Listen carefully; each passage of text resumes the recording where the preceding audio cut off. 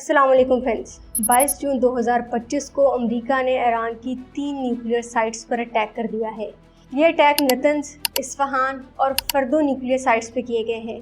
पाकिस्तान की तरफ से नोबेल पीस प्राइज़ के लिए नॉमिनेट किए जाने वाले डोनाल्ड ट्रंप ने ईरान की 3 न्यूक्लियर साइट्स को कम्प्लीटली डिस्ट्रॉय करने का दावा किया है। रिपोर्ट्स के मुताबिक अमेरिका के B-2 बॉम्बर त्यारे ने ईरान में 6 massive ordnance penetrator mob bombs गिराए हैं। इन 6 मॉब बॉम्ब्स के अलावा 30 की तादाद में टोमाहॉक क्रूज मिसाइल्स भी फायर किए गए हैं। टोमाहॉक मिसाइलों की बात हम अपनी मिसाइल टेक्नोलॉजी वाली वीडियो में कर चुके हैं।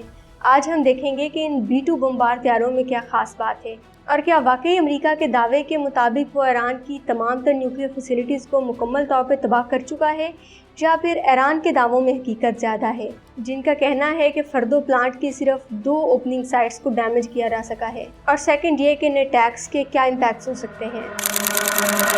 B-2 स्पिरिट अमेरिकन एयरफोर्स के इस्तेमाल में 1989 से है। इस त्यारे में 4 टर्बोफैन इंजन्स मौजूद हैं लेकिन आफ्टर बर्नर नहीं है, जिसकी वजह से स्पीड पे कॉम्प्रोमाइज़ करना पड़ता है लेकिन स्टेल्थ बढ़ जाता है। एयर इनटेक्स भी इस तरह से डिज़ाइन किए गए हैं कि बाहर से दिखाई न दें और इंजन को ठंडा रखें, जिससे त्यारे का हीट सिग्नेचर कम हो जाता है और इंफ्रारेड सर्च एंड ट्रैक के लिए इसको डिटेक्ट करना मुश्किल हो जाता है। B-2 बॉम्बर त्यारे पे रैम कोटिंग की गई है।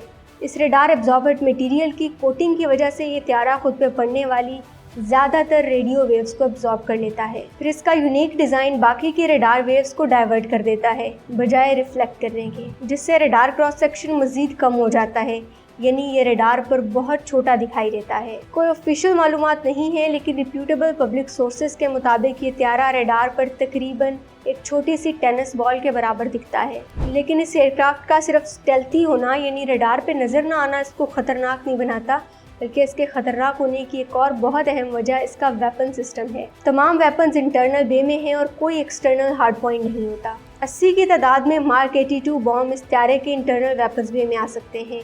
हर मार्क 82 बॉम्ब का मैस तकरीबन 500 पाउंड है, यानी 40,000 पाउंड के 80 मार्क 82 बॉम्ब B-2 साथ लेकर उड़ सकता है। ये मार्क 82 बॉम्ब GPS गाइडेड हैं और मुख्तलिफ लोकेशंस पर गिराए जा सकते हैं। फिर इसके अलावा इन मार्क 82 बमों को निकाल कर इनकी जगह पर B-83 न्यूक्लियर बॉम्ब्स भी रखे जा सकते हैं, जिनकी तादाद 16 तक हो सकती है। एक B-83 बॉम्ब तकरीबन 1.2 मेगाटन TNT के बराबर ब्लास्ट कर सकता है, जो कि हिरोशिमा और नागासाकी पे गिराए गए लिटिल बॉय और फैट मैन की निस्बत कई गुना ज़्यादा ताकतवर है। लेकिन USA ने ईरान के अगेंस्ट इन दोनों में से यानी मार्क 82 और B-83 में से किसी को इस्तेमाल नहीं किया, बल्कि एक 30,000 पाउंड का massive ordnance penetrator mob bomb इस्तेमाल किया गया है। एक B-2 बॉम्बर त्यारा 2 मॉब बॉम्ब साथ ले जा सकता है और ये बम दुनिया के सबसे ज़्यादा खतरनाक बंकर बस्टर बॉम्ब समझे जाते हैं, जो कि 200 फीट गहरी कंक्रीट में भी पेनिट्रेट कर सकते हैं। और अगर मज़ीद डीप जाना हो तो फिर एक के बाद एक दूसरा बम गिराया जा सकता है।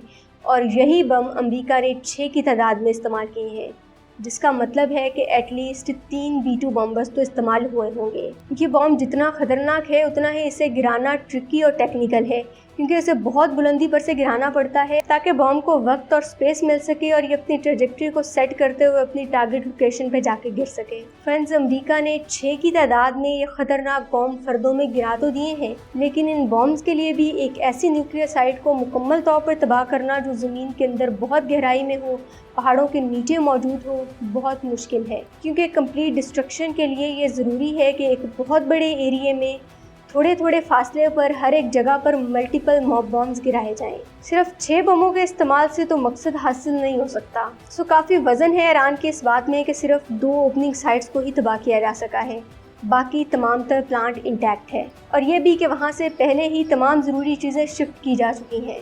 सो अब वहाँ पर खाली साइट के अलावा कुछ भी नहीं था। अगर कंप्लीट डिस्ट्रक्शन हो भी जाती तो हम अपना न्यूक्लियर मटेरियल बचा चुके थे।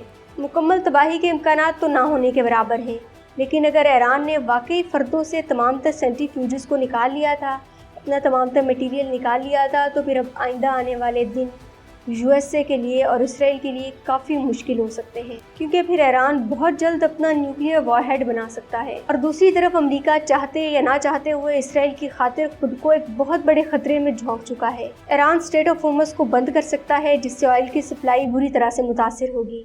इसके अलावा अंसारुल्लाह बाबुल मुंदाब को बंद कर देंगे और अमेरिकन शिप्स पर अटैक करेंगे। अमेरिका की पूरे मिडिल ईस्ट में बेसिस मौजूद है, ट्रूप्स मौजूद हैं।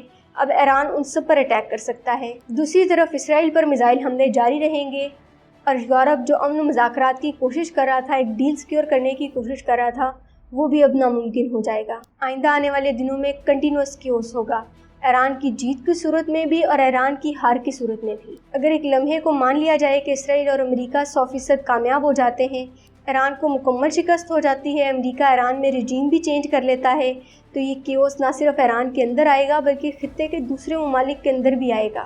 اسرائیل مزید طاقتور ہو جائے گا اور اس کے آس پاس والا کوئی ملک بھی، اور خاص طور پر فلسطین اور غزہ، اس سے محفوظ نہیں رہیں گے۔ خوفناک حالات تو غزہ میں اور فلسطین میں پہلے ہی تھے، پھر اسرائیل کو کھلی چھوٹ مل جائے گی شام میں، ترکی میں، اردن میں اور اس کے علاوہ دیگر میڈل ایسٹ کے کنٹریز میں بھی اپنے پر پھیلانے کی۔ اور زائنسٹ انسانیت کو کتنی اہمیت دیتے ہیں، یہ پچھلے کچھ عرصے میں پوری دنیا دیکھ چکی ہے۔ ہو سکتا ہے کہ اگلے کچھ ہی گھنٹوں میں صورتحال بالکل تبدیل ہو جائے۔ نیو اپڈیٹس کے ساتھ دوبارہ اس معاملے کو ڈسکس کریں گے۔ تب تک کے لیے اللہ حافظ۔